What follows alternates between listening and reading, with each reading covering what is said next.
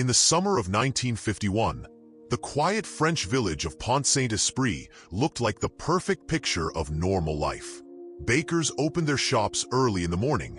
Farmers walked through the streets carrying baskets of vegetables, and the smell of fresh bread drifted through the town square. It was the kind of place where neighbors greeted each other by name, and nothing dramatic ever seemed to happen.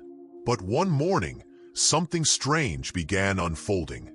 People suddenly stumbled in the streets. Others began shouting about terrifying things no one else could see. Within hours, the calm rhythm of village life began collapsing into confusion and fear. At first, the symptoms seemed harmless. Several villagers reported severe stomach pain and dizziness. Doctors believed it might simply be food poisoning. But as more patients arrived at the clinic, the situation quickly escalated. People began screaming uncontrollably. Some insisted snakes were crawling along the walls. Others claimed the sky was melting or flames were falling from above. Doctors quickly realized they were dealing with something far more disturbing than a simple illness. As the hours passed, the entire town seemed to fall into madness. One man ran through the streets shouting that his heart had escaped from his body. Another attempted to jump from a rooftop because he believed he could fly.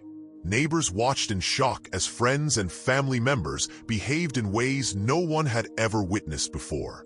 Soon the local hospital became completely overwhelmed. Patients filled every available bed. Doctors struggled to calm people who were screaming about visions, shadows, and creatures surrounding them. Some victims believed their bodies were shrinking. Others felt as if insects were crawling beneath their skin. Then the situation turned deadly. Several victims slipped into comas. Others became so violent they had to be restrained for their own safety. Panic spread through the village as authorities realized something truly dangerous was happening. Investigators began searching for a connection between the victims. The illness had struck dozens of people almost simultaneously, which meant they had likely been exposed to the same source. Doctors questioned families, workers, and shop owners across the village. And one detail appeared again and again: bread. In Pont-Saint-Esprit, nearly everyone bought their bread from the same bakery. Fresh loaves were baked every morning and delivered throughout the village. If something had contaminated the bread, it could explain why so many people suddenly became ill. Authorities quickly shut down the bakery and began examining the flour used to make the bread. Laboratory tests soon revealed something shocking. The flour used by the bakery had been contaminated by a strange fungus growing on the grain. The fungus was called ergot, and it had a dark history. For centuries, ergot poisoning had caused strange outbreaks across Europe. In medieval times, entire communities suffered from hallucinations, madness, and burning sensations. The illness became known as St. Anthony's fire.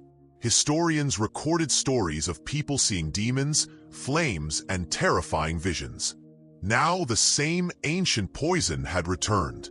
Authorities eventually concluded that contaminated grain had entered the bakery's flour supply. Once baked into bread and distributed throughout the town, dozens of villagers unknowingly consumed the toxic fungus. The hallucinations, panic, and madness were not supernatural.